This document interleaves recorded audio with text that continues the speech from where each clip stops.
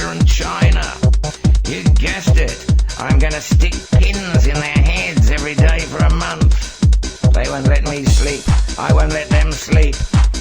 That is justice, in a sense. In fact, the President of the United States had several severe migraines during the following weeks. But the atheistic rulers of Moscow and Peking were less susceptible to magic. They never reported a twinge. But wait, here is another performer in our circus, and one of the most intelligent and decent in the lot. His name is unpronounceable, but you can call him Howard, and he happens to have been born a dolphin. He's swimming through the ruins of Atlantis, and it's April the 10th already. Time is moving. I'm not sure what Howard sees, but it bothers him, and he decides to tell Hagbard-Chelene all about it. Not that I know at this point who Hagbard-Chelene is. Never mind.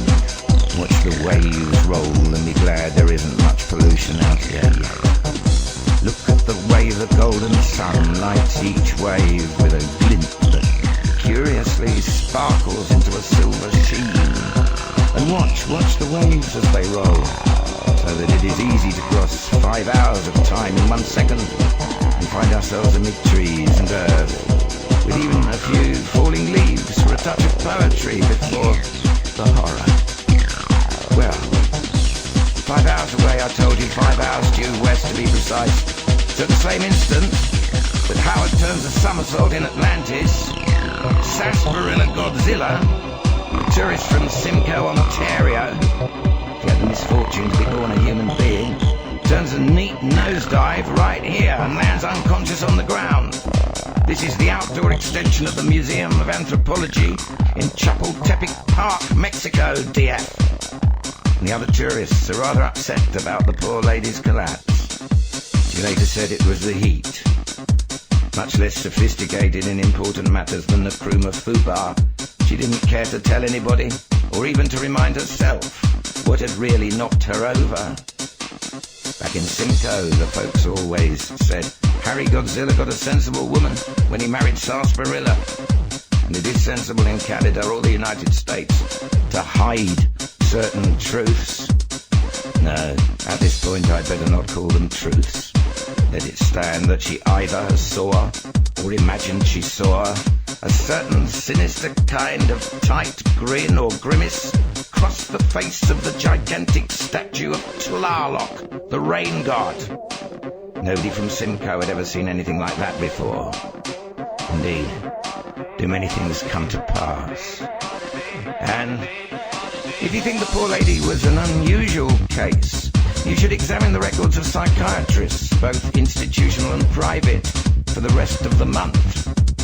Reports of unusual anxieties and religious manias among schizophrenics in mental hospitals skyrocketed, and ordinary men and women walked in off the street to complain about eyes watching them, hooded beings passing through locked rooms, crowned figures giving unintelligible commands, voices that claimed to be God or the devil, a real witch's brew for sure. But the same verdict was to attribute all this to the aftermath of the Fernando Blue tragedy. Phone rang at 2:30 a.m. the morning of April the 24th. Numbly, dumbly, mopingly, gropingly, out of the dark, I find and identify a body, a self, a task. Goodman, I say into the receiver, propped up on one arm, still coming a long way back.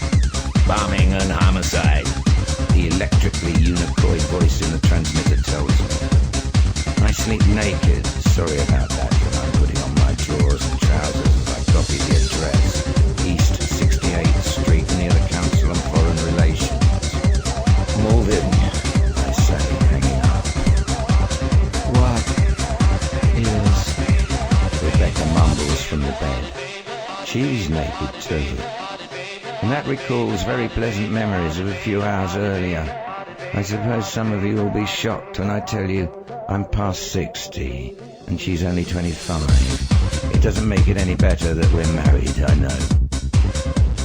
This isn't a bad body for its age.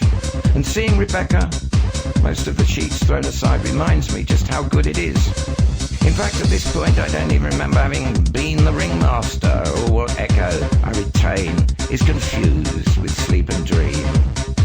I kiss her neck unselfconsciously, for she is my wife, and I am her husband. And even if I am an inspector on the homicide squad, Homicide North to be exact, any notions about being a stranger in this body have vanished with my dreams, into air, into thin air. What? Rebecca repeats, still more asleep than awake. Damn fool radicals again, I say, putting on my shirt, knowing any answer is as good as another in a half-conscious state. She says, satisfied, and turns over into deep sleep again. I washed my face somewhat, tired old man watching me from the mirror, and ran a brush through my hair, just time enough to think that retirement was only a few years away, and to remember a certain hypodermic needle and a day in the Catskills with my first wife, Sandra, back when they at least had clean air up there. Socks, shoes, tie, fedora. And you never stopped mourning. As much as I loved Rebecca, I never stopped mourning Sandra. Gone home is home. What a machine world. Do you remember when you could at least drive in New York at 3 in the morning without traffic jams? Those days were gone. The trucks that were banned in the daytime were all making their deliveries now. Everybody was supposed to pretend the pollution went away before dawn. Papa used to say, So, they did it to the Indians, and now they're doing it to themselves. You should know it. he left Russia to escape the pogrom of 1905. I guess he saw a lot before he got out. He seemed like a cynical old man to me then, and I seem like a cynical old man to others now. Is there any pattern or sense in any of it? The scene of the blast was one of those old office buildings with Gothic and gingerbread styling all over the lobby floor. In the dim light of the hour, it reminded me of the shadowy atmosphere of Charlie Chan in the Wax Museum. And the smell hit my nostrils as soon as I walked in. A patrolman, lounging inside the door, snapped to attention when he recognized me. Took out the 17th floor and part of the 18th, He said, Also a pet shop here on the ground level. Some freak of dynamics. Nothing else is damaged down here, but every fish tank went.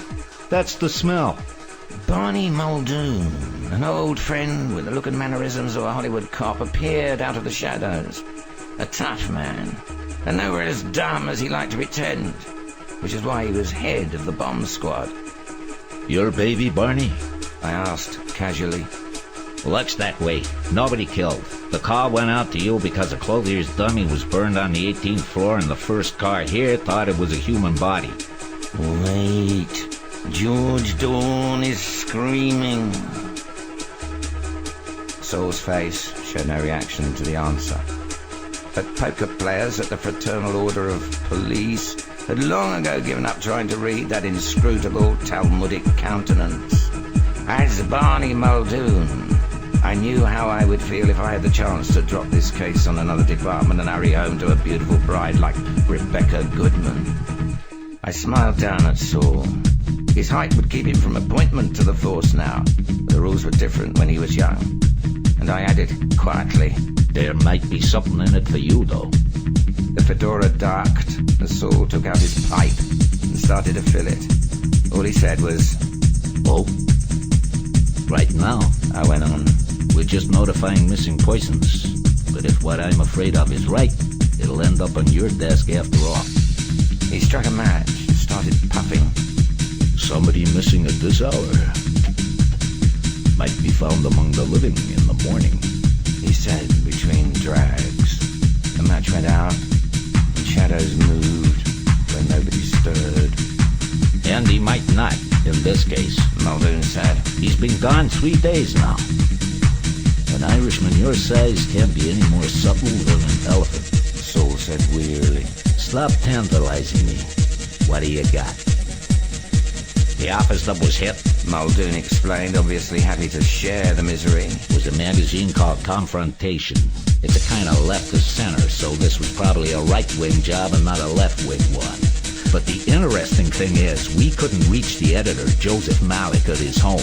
And when we called one of the associate editors, what do you think he told us? Malik disappeared 3 days ago.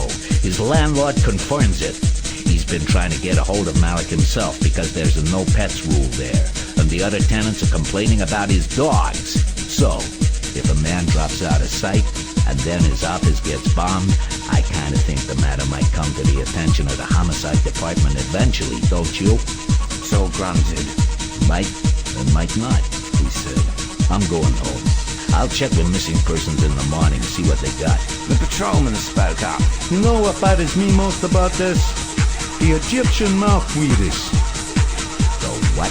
Saul asked. That pet shop. Patrolman explained, pointing to the other end of the lobby. I looked over the damage, and they have one of the best collections of rare tropical